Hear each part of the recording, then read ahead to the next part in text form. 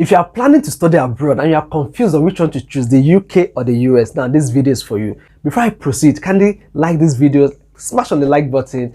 Also, don't forget to subscribe to this channel, click on the notifications icon so that whenever I make a new video, you'll be notified. Now let's get into it.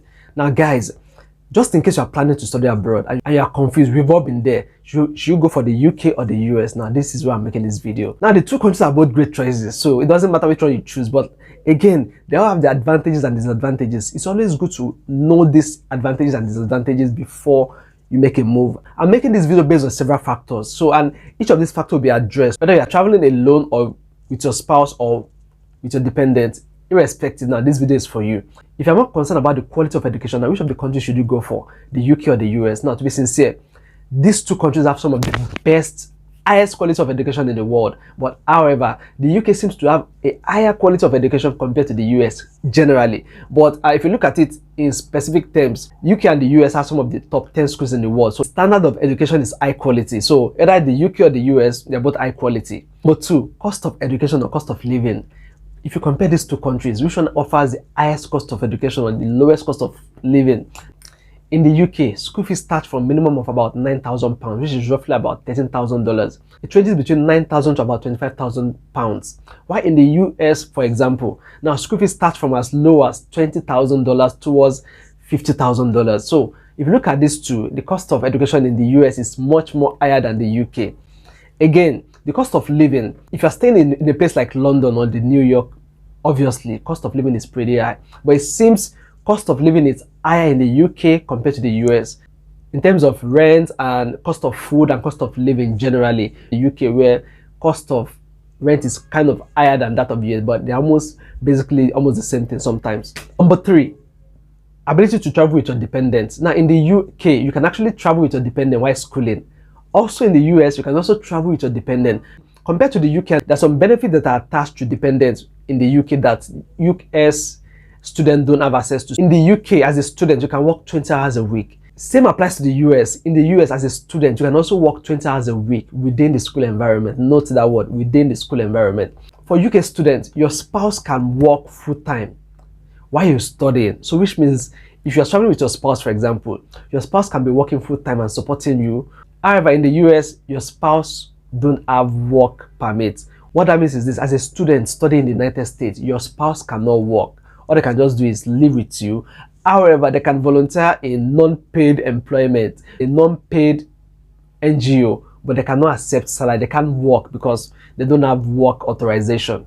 Now, the next one is ease of migration. So what that means is this: how easy it is to migrate from being a student to actually living in the UK or in the US permanently. Now, these are some of the factors you also need to consider. So we've seen cases whereby people go to school in the UK or in the US and they end up staying, but one of them is easier than the other. As a student studying in the US, you have 2 years to come and work after you're done with your education. Same applies with the UK. In terms of work, US still offers more opportunities compared to the UK. And we've seen cases whereby people finish their school and they can't get a company to actually sponsor them after their education in the UK.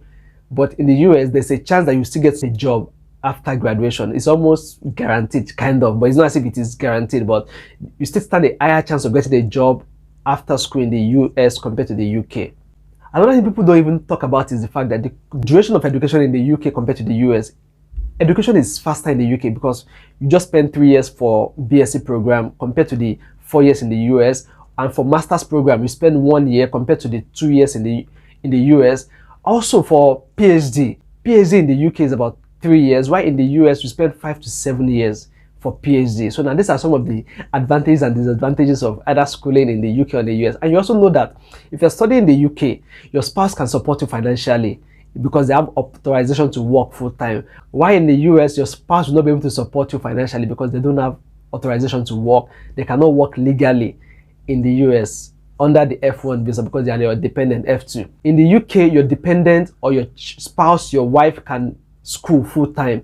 While in the US, your children within elementary level can actually go to school full-time, but children that are below that are about to get to college would have to apply for their own student visa before they can actually be enrolled in a college, and your spouse cannot work or go to school.